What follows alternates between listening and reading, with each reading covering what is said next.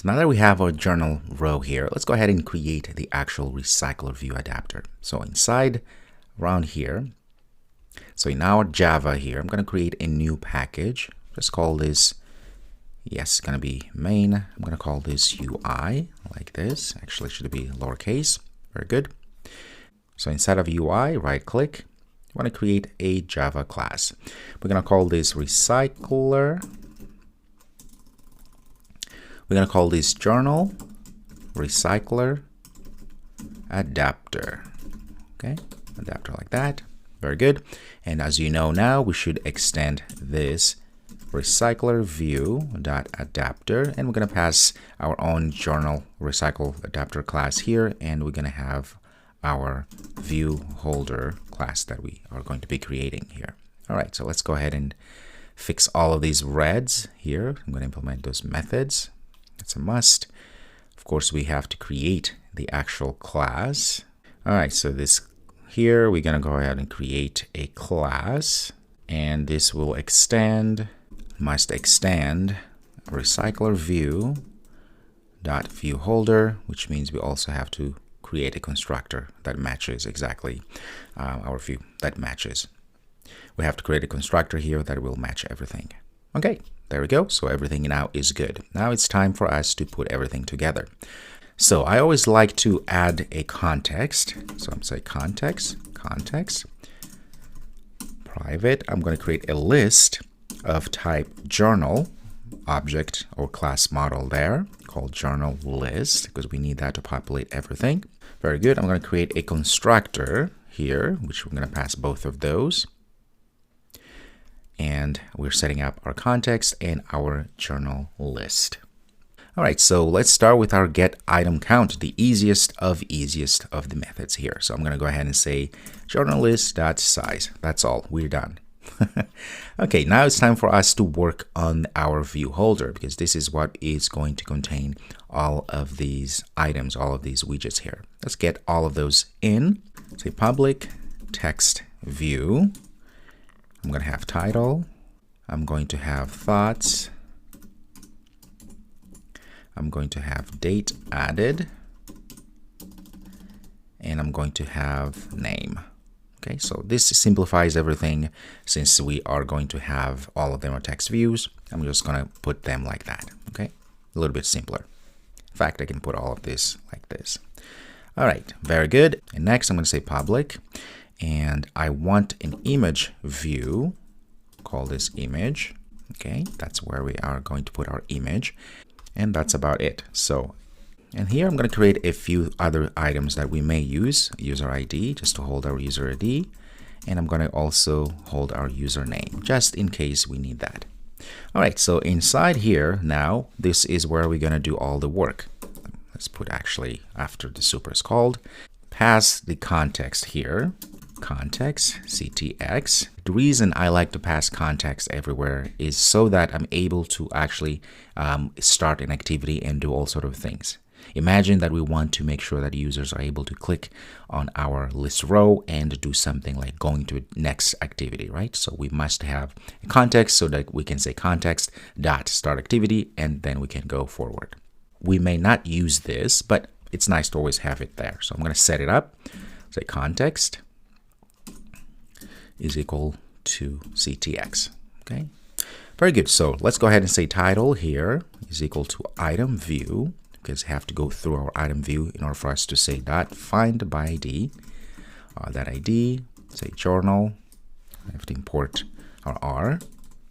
Say journal title list. There we go. And then thoughts item dot find by R.id. Journal thoughts and date added item view dot find r.id dot journal date journal timestamp list. That's what we called. And I'm going to say image is going to be equal to item view dot find r.id dot journal image list. There we go. And name is equal to item view .id. Username, I believe. Let's see. Was that username account? Let's go back here. For now, I'm going to just comment this out. We're going to add that later, okay? Because we haven't added the actual name, which is going to be at the top here with some other stuff. That's more for user interface later. Okay, so we just want to get the basics rolling here. Very good. So we have all of that now on create view here. This is where we are going to go ahead and create a view. So view, view. I'm going to invoke the layout inflator.from, pass our context here. I'm going to say view group dot get context, or we can just go ahead and say, for instance, the context that we are passing. So say context like that. Doesn't matter. Okay. I'm just going to leave as it is like that. And then I'm going to say dot inflate. I'm going to inflate our dot layout dot journal row. I'm going to pass our view group, right, and false for our root. There we go. So then we're going to pass this through our new view holder and pass our view like that. All right. So this view holder here is our view. Oh, we need to also pass our context. There we go, because that's what we added before. So now we have on create view, we're going to go invoke our view holder, which is this class here, contains all of these widgets. And when that happens, we are passing the view and of course the context, because that's exactly that we said that needs to be passed, a view and a context. So going down to on bind here, this is where we're going to bind everything, the widgets, the views with the data. So first of all, I need to go and get our journal object. Now in this case here, I'm going to change this int to just position to make it more easier to read, if you will. And inside here, I'm going to go and get a journal. I'm going to say journal. So create journal instance here is equal to what? Well, our journal list at this point here, say journal list, I'm going to say dot get. I'm going to pass our position. So we're getting just one item, one journal from our journal list, right? There we go. So at this point here, I'm going to go ahead and say string image URL. Okay, we're going to use that in a second here. And what I'm going to do now, I'm going to go ahead and say view holder, because we're passing this view holder here, which is a view holder type of our journal recycler adapter. Essentially, it is our view holder we created here, right? So I'm going to say view holder at this point here and grab the title and set text to what? Well, journal.get title. Okay, there we go. So we're constructing our views now with data. Thoughts, that's set journal.get thoughts or thought. And next we're going to say view holder dot name dot set text. Then we're going to just pass journal dot get username as such. Now this is not going to work at this point because we don't have the actual widget we haven't created yet. So that's why I'm going to go ahead and comment that out so that we don't get an error. All right. Now it's time for us to actually add the image. How do we do that? Well, in order for us to add the image, which image or what image I should say, any of these images here. So we need, for instance, when we go to get a document, a journal document, we have this image URL. In order for us to show this in our image view, there's different ways to do so, but we're going to leverage a library. There's this library called Picasso. In fact, if you go and say something like this, Picasso Android library, Google is your friend. There is the first one. Click on that. So Picasso is the most powerful image downloading and caching library for Android, as you can see here. It's very easy to use. You just instantiate the Picasso and say get load, pass the URL, which is helpful because that's what we have in image URL. And then what happens is we say into and pass the image view. So where is it that we want this image to show? That's it. Okay. So we need to add Picasso to our library. So likely we can come down here, click on app, go file, going to open project structure, app, go to dependencies, click here, add library, and just type in Picasso here. Enter. There's a lot of different Picassos here, but make sure you get this square up Picasso. Okay, that is the correct one. Okay, I'm going to click on that one, say OK, and say OK. Going to take a few seconds, and it's successful. If we go to our build Gradle here, let's go to module app. We should see at the bottom we have Picasso. Okay, very good. So just like that, then we have a library. First of all, I'm going to say image URL is going to be equal to what? Journal.getImageURL. So now we have our image URL. To use that, then here is what we use.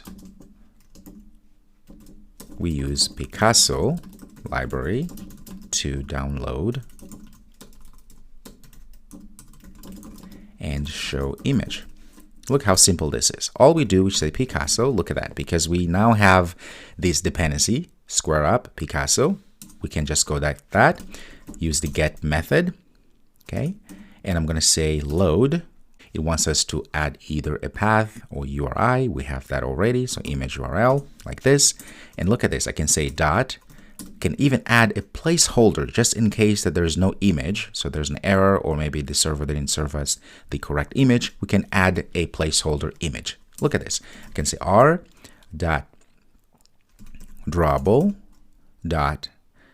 I'm going to say find one of those image tree like that. Okay, very simple, isn't it?